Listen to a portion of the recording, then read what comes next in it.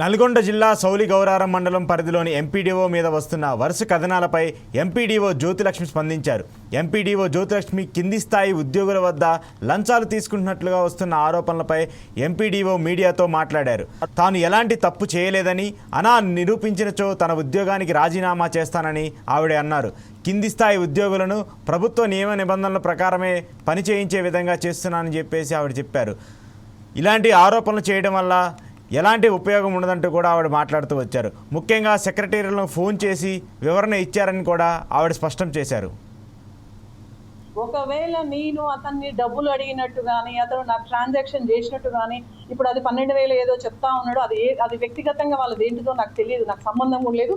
ఇప్పుడు ఆ 12,000 అనేది కూడా మీడియా ముక్తంగా ఇప్పుడు చూస్తున్నాను ఏంటిది అనేది.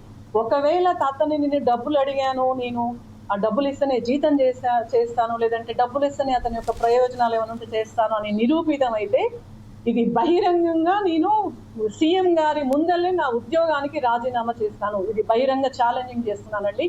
అటువంటిది ఏమైనా నిరూపితమైనా, నేను అడిగినా అని చెప్పేసి నాకు నిరూపితం చేస్తే ఉద్యోగానికి రాజీనామా చేస్తాను. మహిళా సంఘాల సపోర్ట్ తోటి నేను లీగల్గా అప్రోచ్ అవుతాను. ఎందుకంటే ఒక మహిళగా బయటికి రావడమే ఎక్కువ అండి. నేను ఒక చైల్డ్ మ్యారేజ్ నుంచి నేను ఎదురుపడి ఒక struggle for existent women empowerment కోసం తాపత్రయపడి ఎంపీడీఓ గ్రూప్ 2 ద్వారా తెచ్చుకొని ప్రమోషన్ ద్వారా ఎంపీడీఓ అయ్యాను.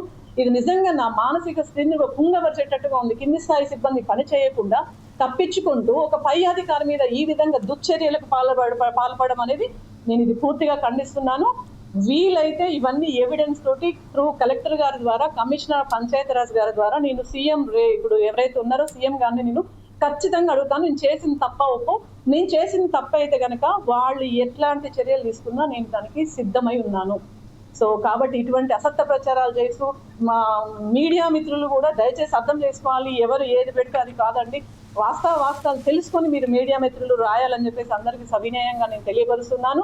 ఈ సోషల్ మీడియా యుక్తంగా ఈ పేపర్ వాళ్ళు చేయడం అనేది చాలా అవమానకరంగా ఉంది. ఒక స్త్రీగా, ఒక మహిళగా నేను ఈ రకంగా నా యొక్క పరువుని కూడా నా యొక్క దాన్ని షేమ్ చేసి, బ్లేమ్ చేసి అనేటువంటి దాన్ని చేస్తారు.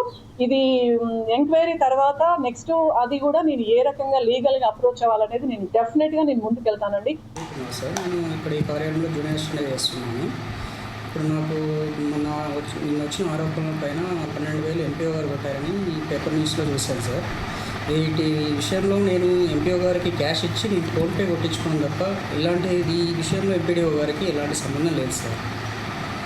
కానీ నాకు అత్యవసరం పరిస్థితిలో ఉండడం వల్ల ఆ టైంలో ఎంపీఓ సార్ ఉన్నారు, గెస్టెడ్ ఆఫీసర్ అంటే మన తోటి కొలికే కాబట్టి నాకు అవసరం ఉండి నేను క్యాష్ ఇచ్చి అమౌంట్ కొట్టించుకున్నాను. దానికి సంబంధించింది సరే, వేరే వాళ్ళు ఇచ్చేటప్పుడు క్యాష్ ఇచ్చేటప్పుడు కూడా ఉన్నారు చూసిన వాళ్ళు. ఒకవేళ